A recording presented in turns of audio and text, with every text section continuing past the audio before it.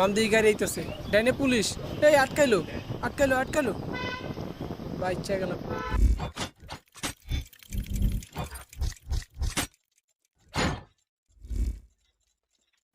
আসসালামু আলাইকুম বন্ধুরা, আশা করি সবাই ভালো আছেন। তো এই প্রথম একটা মোটো ব্লগ নিয়ে আসলাম। আজকের এই মোটো ব্লগের মধ্যে আমি আর আমার বন্ধু গুলশানের ভিতর দিয়ে আনাচে কানাচে রোড ঘুরে আমরা যাব হচ্ছে হাতির ঝিল। তো হাতির ঝিলে বসবো না, দাঁড়াবো না, ঘুরবো না, জাস্ট বাইকে করে আশেপাশটায় একটু দেখে চলে আসব।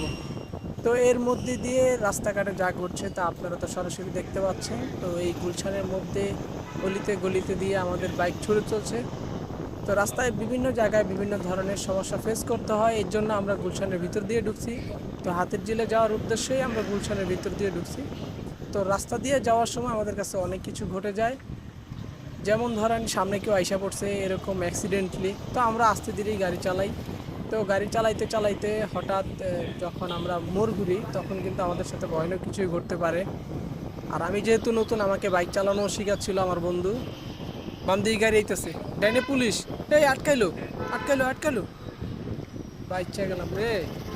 তো এইভাবে কিন্তু আমরা আস্তে আস্তে হাতির ঝিলের কাছাকাছি চলে আসছি। তো আমাদের এই জায়গা থেকে আসতে গুলশান দিয়ে সময় লাগছে হচ্ছে 15 থেকে 20 মিনিট, কারণ জায়গা জায়গা সিগন্যাল ছিল।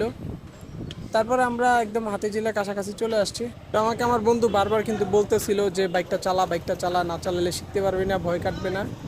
তো আমি বললাম আমি এই প্রথম হচ্ছে এরকম হাইওয়ে রোডে বাইক চালাবো, তাও এত ট্রাফিকের ভিতরে আমি কখনোই পারবো না। তারপর চলে আসলাম হচ্ছে হাতির ঝিলে খুব কাছে। ওইখান থেকে আমরা কিন্তু সরাসরি পুরো হাতির ঝিলটা ঘুরে তারপর চলে আসবো উত্তরপাড়া দিয়ে বাড়ির দিকে।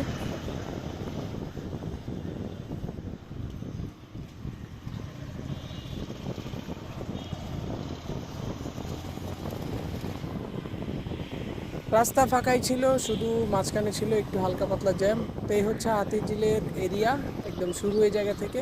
তো আমরা ডান দিক দিয়ে না যেয়ে শুধু বাম দিক দিয়ে ঘুরে ব্রিজের উপর দিয়ে আমরা পুরো হাতির ঝিলটা একসাথে ঘুরে আসব। এই গেল অল্পের জন্য। যাই হোক, আমরা কিন্তু অনেক আস্তে আস্তে চালাচ্ছিলাম বাইক। আর যেহেতু দুপুরবেলা আসছি, কোনো ওইরকম মানুষ ছিল না, রোদ ছিল, খুবই ভালো লাগতেছিল।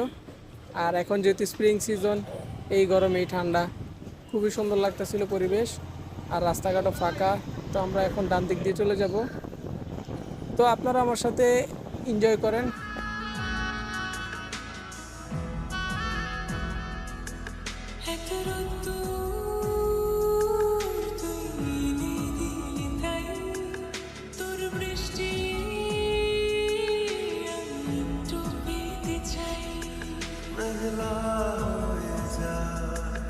আর পাঁচটা মাস কোনো বিকেল বেড়াতে তুই আমার হয়ে যাস,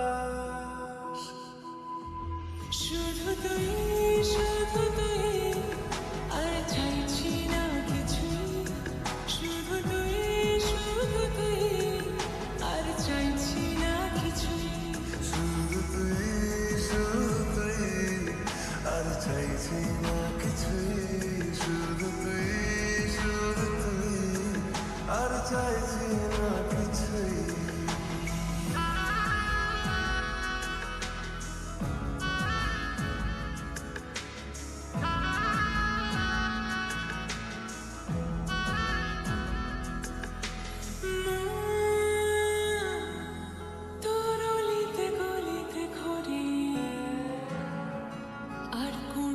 এই দিকে আসার মূল উদ্দেশ্য ছিল হচ্ছে আমার বন্ধুর অফিসের কাজে। তো সেই সাথে হচ্ছে হাতির ঝিলটাও ঘুরে হয়ে গেল, খুবই সুন্দর প্লেস, মিস করতে চাইলাম না। তো চারদিকটা ঘুরে নিলাম। আর সব থেকে বড় জিনিস হচ্ছে এই জায়গায় আসার পর নিব্বা নিব্বি দেখতে দেখতে চোখটা খারাপ হয়ে গেল। তো ডান দিকে শুধু তাকাই আর দুইজন করে, ডান দিকে তাকাই আর দুইজন করে। তো আমার না এই জায়গায় কোনোভাবেই মানে স্বস্তি মিলতেছে না, যে এত পরিমাণ মানুষ এই জায়গায়। ডান দিকে তাকাইলেই দুইজন করে দেখা যাইতেছে। তো যাই হোক, আপনারা আমাদের সাথে দেখেন আর গানও উপভোগ করেন।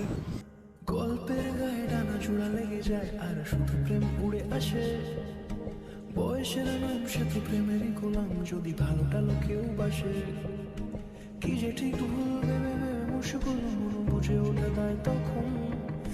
ছুটে ছুটে যায় খালি নিজেকে সাজায় দেখো বউয়ে সারা পাগলা মন ঠিক ঠিক ঠিক ঠিক ঠিক যেন লাভ স্টোরি ঠিক ঠিক ঠিক ঠিক ঠিক যেন লাভ স্টোরি ঠিক ঠিক ঠিক ঠিক ঠিক যেন লাভ স্টোরি ঠিক ঠিক ঠিক ঠিক ঠিক যেন লাভ স্টোরি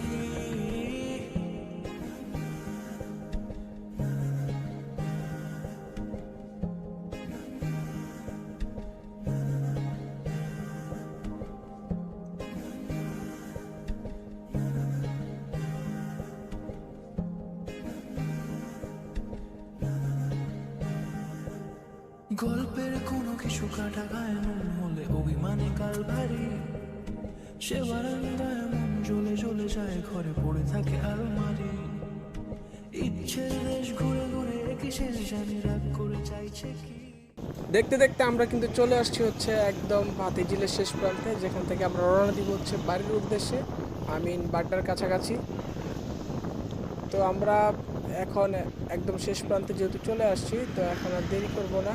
আর যেহেতু ঘোরারও জায়গা নেই, সম্পূর্ণটা ঘোরা হয়ে গেছে, তো এটা হচ্ছে লাস্ট মোড়। আমরা এরপরেই নেমে যাব হচ্ছে আমাদের বাড়ির উদ্দেশ্যে। তো কেমন লাগলো ভিউয়ার্স, অবশ্যই আমাদেরকে জানাবেন। আর হচ্ছে এটা আমাদের প্রথম মোটো ব্লগ যেহেতু, তো অবশ্যই ভালো লাগলে সাবস্ক্রাইব করে রাখবেন। তো ধন্যবাদ ভিউয়ার্স, আমরা আসবো ইনশাল্লাহ পরবর্তীতে ভালো একটা ভিডিও নিয়ে। আসসালামু আলাইকুম। तेरे बिना समझे इतनी सी बात है मुझे तुमसे प्यार है मुझे तुमसे